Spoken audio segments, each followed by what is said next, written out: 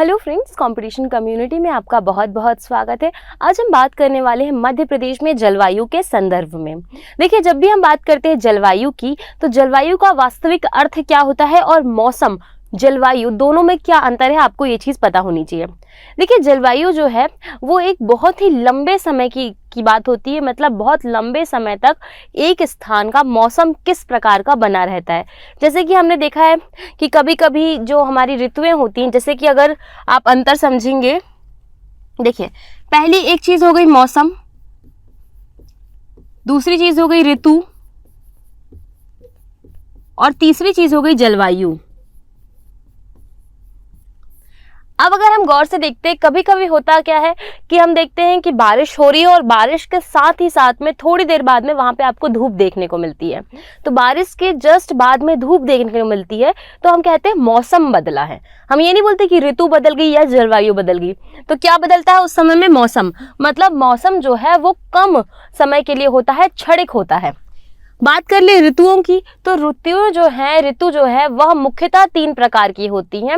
और अगर आप ऐसे देखेंगे सामान्यतः आपको 6 से 8 प्रकार की ऋतुएं भी देखने को मिल सकती हैं अलग अलग स्थानों पे।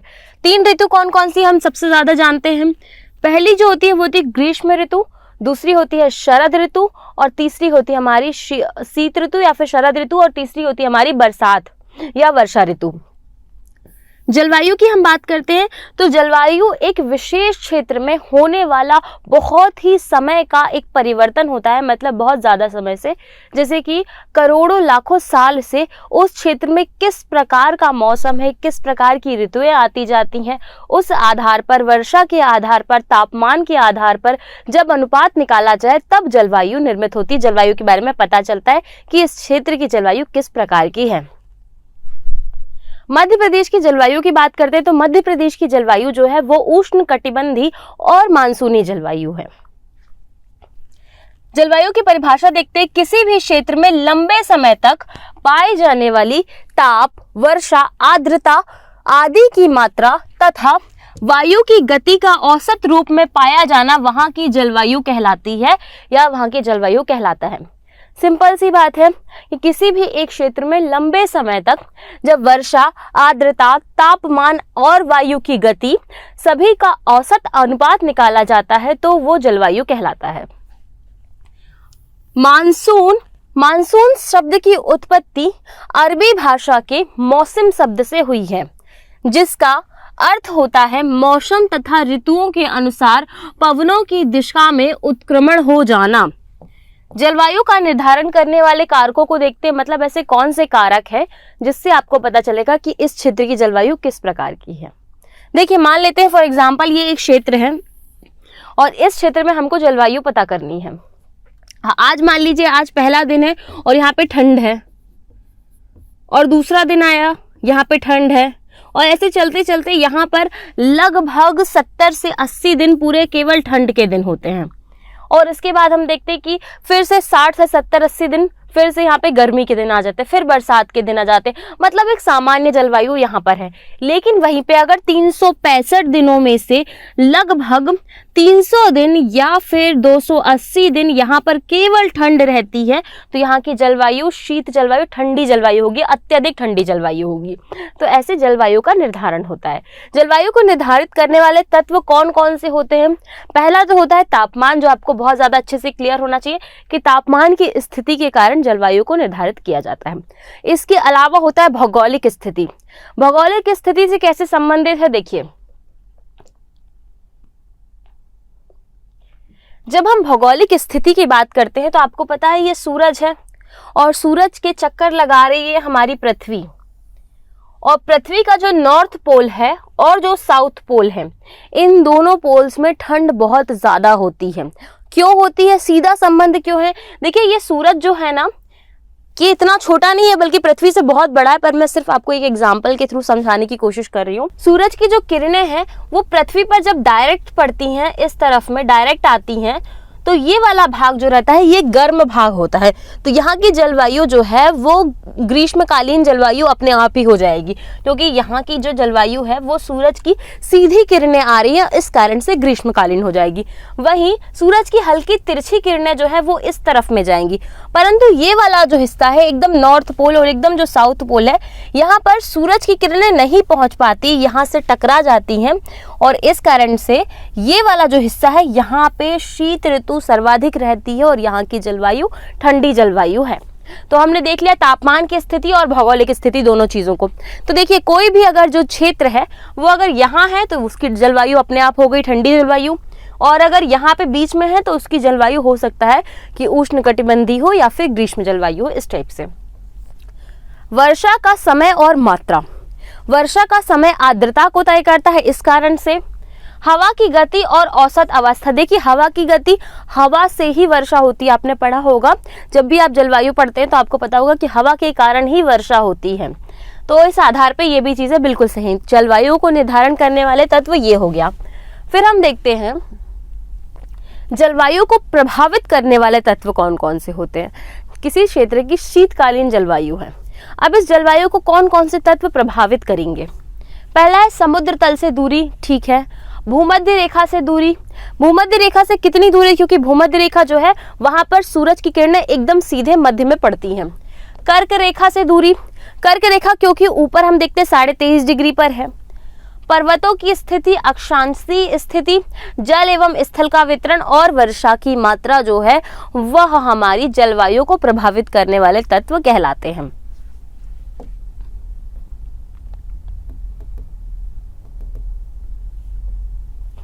मध्य प्रदेश की जलवायु। मध्य प्रदेश की जलवायु को 4 भागों में बांटा गया है। पहला हो जाता है हमारा उत्तर का मैदान, दूसरा हो जाता है मालवा का पठार, तीसरा हो जाता है विंध्य की पहाड़ी और चौथा है नर्मदा सोन घाटी। देखिए मध्य प्रदेश का जो क्षेत्र है ना, अगर आप मध्य प्रदेश को गौर से देखा होगा आपने अभी कोई भी वीडियो में, अब एक एक भाग को हम लेके चलते। पहला जो आता है वो है उत्तर का मैदान। उत्तर के मैदान में इसमें बुंदेलखंड, मध्य भारत का पठार और रीवा पन्ना का पठार आता है। देखो बुंदेलखंड, मध्य भारत का पठार और रीवा पन्ना का पठार का मतलब क्या होगा, इसका मतलब होगा बुंदेलखंड का क्षेत्र है ऊपर वाला, अर्थात ये वाला जो क्षेत्र है ये बुंदेलखंड है, तो ये वाला हिस्सा हो गया। रीवा पन्ना का पठार मतलब रीवा, सीधी, सिंगरौली, सतना, ये 4 जिले आ गए। रीवा पन्ना का पठार कंप्लीट हो गया। उसके बाद इन्होंने बोला था कि मध्य भारत का पठार मतलब मध्य भारत का ये वाला जो पठार का हिस्सा है ये भी यहाँ पर कंप्लीट हो गया, जो कि भिंड, मुरैना जिलों के साथ आता है, जहाँ पर जलोढ़ मिट्टी पाई जाती है। तो ये क्षेत्र भी संपन्न हो गया। फिर बात कर लेते हैं बुंदेलखंड, मध्य भारत का पठार, रीवा पन्ना का पठार शामिल है इस मैदान के अंतर्गत। इस मैदान की, इस क्षेत्र की जलवायु समुद्र से दूर स्थित होने के कारण महाद्वीपीय प्रकार की है और यहाँ ग्रीष्म ऋतु में अत्यधिक गर्मी और शीत ऋतु में अत्यधिक ठंड बनी रहती है। इस क्षेत्र में औसत वार्षिक वर्षा 75 सेंटीमीटर है। ये वही क्षेत्र है जहां पर मध्य प्रदेश में सबसे कम वार्षिक वर्षा होती है, जो कि 55 सेंटीमीटर है, जो कि भिंड जिले के गोहद में होती है। इस क्षेत्र में वर्षा बंगाल की खाड़ी और अरब सागर की दोनों शाखाओं से होती है। देखो कैसे याद रखना है, अब क्या क्या चीजें याद रखनी है। सबसे पहले उत्तर का मैदान जो है ये किस किस क्षेत्र में आता है, तो बुंदेलखंड कवर करता है, मध्य भारत का पठार कवर करता है और रीवा पन्ना का पठार ये कवर करता है। इसके साथ ही साथ में यहाँ पर वर्षा कितनी होती है, तो लगभग 75 सेंटीमीटर जो है वो यहाँ पर वर्षा होती है। इसके बाद यहाँ पे जलवायु किस प्रकार की है, ठंडी में अधिक ठंडी और गर्मी में अधिक गर्म। देखिए गर्मी में अधिक गर्म और ठंडी में बहुत ठंडी कहाँ पर होती है, तो उत्तर के मैदान में, उत्तर का मैदान। देखिए जब आदमी बहुत ज्यादा परेशान हो जाता है गर्मी से तो उसके ऐसे पसीने सीने निकलने लगते हैं, तो बहुत ज्यादा अत्यधिक गर्मी। और ठंड की बात करें, जब बहुत ज्यादा ठंड होती है तब लोग आग सेकते हैं, आग जलाते हैं, हाथ सेकते हैं अपने। आगे चलते हैं हम, दूसरा देखेंगे हम मालवा का पठार। मालवा का पठार जो है इस क्षेत्र में जलवायु सम जलवायु पाई जाती है या समशीतोष्ण जलवायु पाई जाती है। इस कारण गर्मियों में साधारण गर्मी और ठंड में साधारण ठंड बनी रहती है। इस क्षेत्र में सर्वाधिक गर्मी मई माह में पड़ती है और चीनी यात्री फाहियान ने इसे विश्व की श्रेष्ठतम जलवायु में से एक जलवायु कहा है। मालवा वही क्षेत्र है जो कि इंदौर उज्जैन वाले क्षेत्र में लगता है। मालवा का पठार बहुत ज़्यादा फेमस है अपने उत्पादन के कारण, अपनी विशेषता के कारण। यहाँ पर झाबुआ जिले में एक आदिवासी गुड़िया बनाई जाती है जिसे जीआई टैग प्राप्त है। वहीं झाबुआ जिले के कड़कनाथ मुर्गे को भी जीआई टैग प्राप्त है। इंदौर की बात कर ले तो मध्य प्रदेश की वाणिज्यिक राजधानी, मध्य प्रदेश की आर्थिक राजधानी इंदौर को कहा जाता है। इंदौर में एक एमवाय हॉस्पिटल है जो कि बहुत ज़्यादा फेमस है। देखिए, ये है साधारण ठंड। जब साधारण ठंड होती है तब व्यक्ति इस प्रकार से ठंड को एंजॉय करता है, लेकिन जैसे ही ज़्यादा गर्मी पड़ने लगती है तो वो आग जला के हाथ सेकना शुरू कर देता है, बहुत परेशान हो जाता है। तो साधारण गर्मी और साधारण ठंडी कहाँ पे? मालवा के क्षेत्र में पड़ती है। किस प्रकार की जलवायु है वहाँ की? तो समशीतोष्ण प्रकार की जलवायु है। विंध्य पर्वत श्रृंखला, इस पर्वतीय क्षेत्र में सम जलवायु पाई जाती है। ग्रीष्म ऋतु में साधारण गर्मी और शीत ऋतु में साधारण ठंड होती है, बिल्कुल मालवा के पठार की तरह ही। यहाँ अधिकतम तापमान मई में और न्यूनतम तापमान दिसंबर माह में होता है। पचमढ़ी और अमरकंटक इसी क्षेत्र के अंतर्गत आते हैं और इस कारण इसे स्वास्थ्यवर्धक क्षेत्र भी कहते हैं। देखिए कैसे याद रखना है। विंध्य पहाड़ जो है या विंध्य पर्वत श्रृंखला जो है, इस पर्वत श्रृंखला के अंतर्गत ही पचमढ़ी और अमरकंटक जैसे क्षेत्र आते हैं। आप बोलेंगे मैम ये दोनों तो सतपुड़ा पर्वत श्रृंखला में आते हैं। बिल्कुल, सतपुड़ा पर्वत श्रृंखला के अंतर्गत ही आते हैं, लेकिन जब हम जलवायु की बात कर रहे हैं तो हम इसके अंदर रखेंगे विंध्य पर्वत श्रृंखला की जलवायु के अंतर्गत उसको रखेंगे हम। वही बात कर लेते हैं यहाँ पर किस प्रकार की जलवायु होती है। तो गर्मी में साधारण गर्म और शीत में साधारण ठंडी, मतलब सेम टू सेम मालवा जलवायु के जैसे। सेम टू सेम है इसलिए मैंने सेम फोटो रखी है। नर्मदा घाटी क्षेत्र या फिर नर्मदा सोन घाटी क्षेत्र, इस क्षेत्र में ग्रीष्म ऋतु में अत्यधिक गर्मी और शीत ऋतु में अत्यधिक ठंड रहती है। किस प्रकार से? जैसे कि हमने सबसे पहले देखा था उसी प्रकार से हमको यहाँ पे भी दिखाई दे रहा है। उत्तर के मैदान में जैसे देखा था ना कि अत्यधिक गर्मी और अत्यधिक ठंड, तो वैसे ही यहाँ पर ग्रीष्म ऋतु में अत्यधिक गर्मी और शीत ऋतु में अत्यधिक ठंड रहती है। ऐसा इस कारण होता है क्योंकि यह क्षेत्र कर्क रेखा के समीप स्थित है। यहाँ वर्षा सामान्यतः 57 से लेके 142 सेंटीमीटर तक होती है। नोट, वर्ष 2013 में उज्जैन के डोंगरगढ़ में मध्य प्रदेश की पहली अत्याधुनिक वेधशाला का निर्माण किया गया है, जिसका नामकरण खगोल शास्त्री आचार्य वराहमिहिर के नाम पर किया गया है। क्या याद रखना है? सबसे पहले तो नाम याद रख लीजिए, नर्मदा सोन घाटी क्षेत्र है। वर्षा कितनी होती है आपको याद रखना है, 57 से 142 सेंटीमीटर तक यहाँ पर वर्षा होती है। इसके अलावा कौन सा क्षेत्र है? तो नर्मदा और सोन घाटी वाला संपूर्ण क्षेत्र है। जलवायु कैसी है? गर्मी में अत्यधिक गर्म और ठंड में अत्यधिक साधारण ठंडी होती है। इसके अलावा आपको एक चीज़ और याद रखनी है कि ये जो क्षेत्र है यहीं पर एक जिला है जिसका नाम है उज्जैन जिला। उज्जैन जिला जो है वो मालवा के अंतर्गत आता है और उज्जैन जिले में ही एक वेधशाला का निर्माण किया गया है जो कि प्रदेश की पहली अत्याधुनिक वेधशाला है और इसका नाम खगोल शास्त्री वराहमिहिर जी के नाम पर रखा गया। और वराहमिहिर जी जो है इनका सीधा संबंध जो है वो उज्जैन जिले से है। अच्छा, ये क्षेत्र कर्क रेखा के एकदम समीप है, इस कारण से सूरज की रोशनी एकदम डायरेक्ट पड़ती है, तो इस वजह से यहाँ पर सबसे ज़्यादा गर्मी होती है। अब देखिए, गर्मी बहुत ज़्यादा है लेकिन ठंड जो है वो अत्यधिक साधारण ठंड है। तो साधारण ठंड होती है यहाँ पे, तो इस वजह से लोग ऐसे मफलर लगा के घूमने जा सकते हैं क्योंकि ज़्यादा ठंड नहीं है, साधारण ठंड है। ऋतुएं, मध्य प्रदेश में ऋतु संबंधित आंकड़ों को एकत्र करने वाली वेधशाला इंदौर जिले में स्थित है और मध्य प्रदेश में मुख्यतः 3 ऋतुएं पाई जाती हैं। हमने पहले बात की थी ग्रीष्म ऋतु, वर्षा ऋतु और हो गया हमारा शीत ऋतु या फिर शरद ऋतु। ग्रीष्म ऋतु, वर्षा ऋतु और शीत ऋतु। सबसे पहले देखिए ग्रीष्म ऋतु को। प्रदेश में ग्रीष्म ऋतु का प्रभाव मार्च से जून तक रहता है। इस अवधि में सूर्य की स्थिति उत्तरायण होने लगती है, जिससे तापमान में वृद्धि होने लगती है। राज्य का सबसे गर्म माह मई माह होता है और ग्रीष्म ऋतु को युवाला भी कहा जाता है। देखिए आप कैसे याद रखना है, ये देखिए गर्मी में ऐसी हालत हो जाती है लोगों की। ये देखिए ये मध्य प्रदेश है, क्योंकि मध्य प्रदेश जो है वो 23.5 डिग्री मध्य प्रदेश को एकदम बीच भाग से काटती है। वहीं सूरज जो है वो 0 डिग्री पर खड़ा हुआ है। तो जब सूरज जो है वो उत्तरायण होगा, मतलब ऊपर की तरफ आगे बढ़ेगा, तो इसकी जो रोशनी है डायरेक्ट जो है वो मध्य प्रदेश में पड़ेगी, क्योंकि वो यहाँ आ जाएगा और डायरेक्ट फिर मध्य प्रदेश में इसकी रोशनी पड़ेगी। इस कारण से मध्य प्रदेश का सबसे गर्म माह जो होता है वो मई माह होता है। इस समय सूरज जो है वो उत्तरायण होने लगता है और ग्रीष्म ऋतु में मध्य प्रदेश में ग्रीष्म ऋतु को युनाला भी कहा जाता है। अगली ऋतु की तरफ चलते हैं, वर्षा ऋतु। मध्य प्रदेश में दक्षिण पश्चिमी मानसून के आगमन के समय 12 जून तक मध्य प्रदेश में दक्षिण पश्चिमी मानसून का आगमन होता है और वर्षा ऋतु का प्रारंभ भी हो जाता है। राज्य में वर्षा दक्षिण पश्चिमी मानसून की दोनों शाखाओं से, अरब सागर एवं बंगाल की खाड़ी दोनों शाखाओं से होती है। मध्य प्रदेश में दक्षिण पश्चिमी मानसून द्वारा सबसे अधिक वर्षा प्राप्त की जाती है। यहाँ सबसे अधिक वर्षा जुलाई और अगस्त माह में होती है।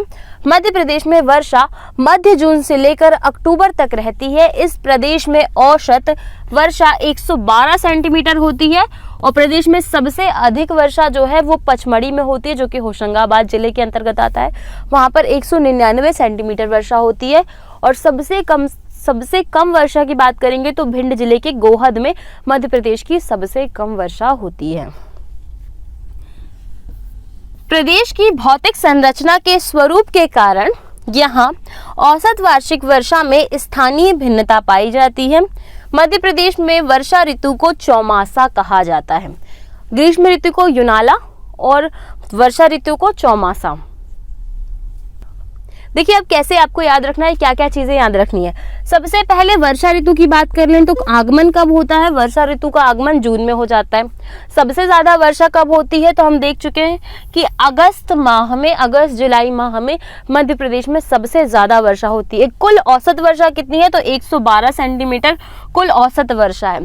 सबसे अत्यधिक वर्षा होती है 199 सेंटीमीटर, जो कि पचमढ़ी में होती है होशंगाबाद जिले के अंतर्गत।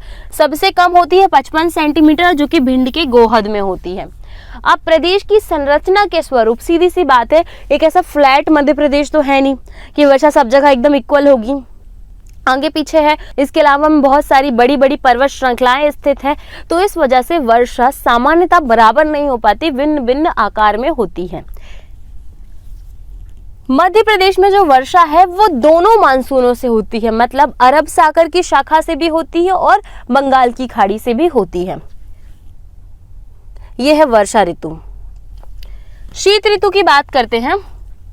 मध्य प्रदेश में शीत ऋतु अक्टूबर से फरवरी तक रहती है और मध्य प्रदेश में ही नहीं, साथ ही साथ में पूरे भारत में भी।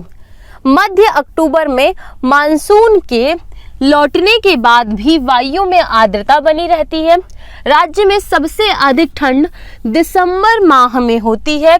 वहीं शीत ऋतु में मध्य प्रदेश के उत्तर पश्चिमी क्षेत्रों के पश्चिमी विक्षोभ के कारण हल्की वर्षा होती है, जिसे मावट कहा जाता है।